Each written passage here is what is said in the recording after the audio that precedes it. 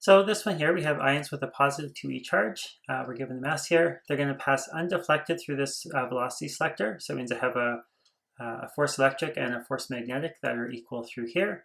We're given the magnetic field strength and the electric field strength there. And then they'll enter then this our ion separation region here, which is just the detector, where we'll get a curved path until we have a radius of 0.05 for that one. So the first thing that we're going to do is identify the positive and negative plates, and then also then the force vectors. Now for this one, I will have to find the force vectors first. It's a positive particle, so my electric force will always be in the direction of the negative plate, but I need to know which one that's going to be. So I'm going to start with my magnetic field because we know what direction that is.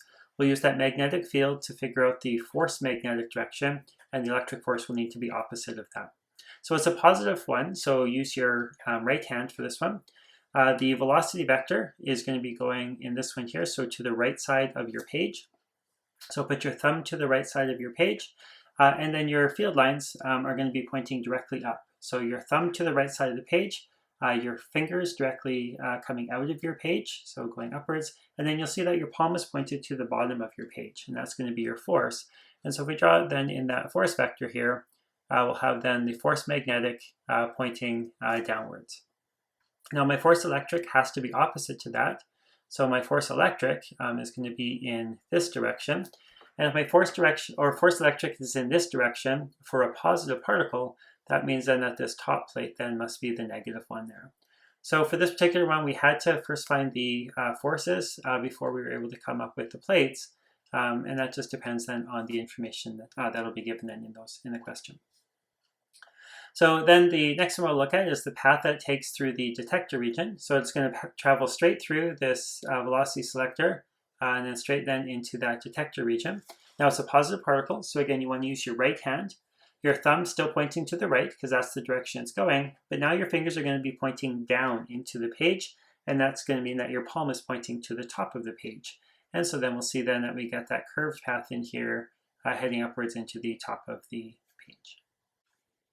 Now for determining the magnetic field strength in that detector region, we'll come up with the speed based on the force electric being equivalent to the force magnetic, and that's how we'll always set up those velocity selector ones, and then we can relate then the centripetal motion basically to the force magnetic there.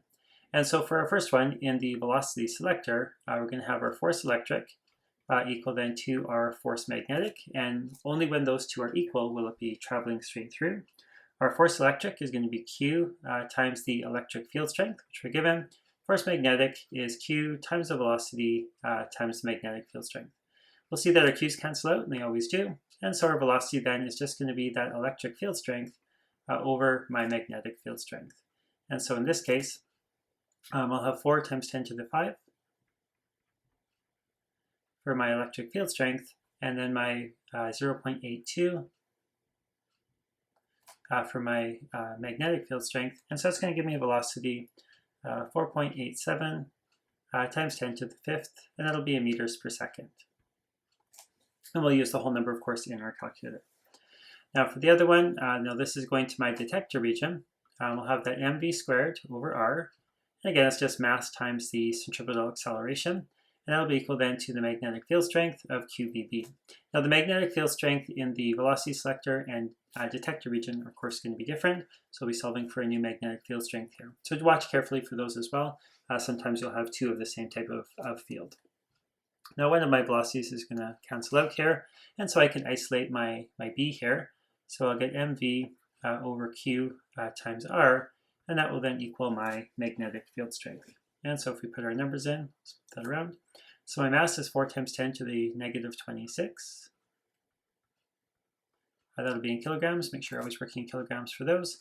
My velocity in meters per second from my velocity selector, so 4.87 times 10 to the 5. Again, we'll use our whole number from the calculator there, but just write it in as a rounded value. Now I'm told I have a 2e charge, so again, that's twice the fundamental charge. So 3.2 times 10 to the 19. And then my radius, we want to be in meters. This one's already given in meters, so just use the 0.005. And so for this one then, our magnetic field strength will work out to be 1.22. And as long as you were in meters per second, Tesla, meters, and kilograms, then this will also work out in Tesla. So my magnetic field strength, 1.22 Tesla.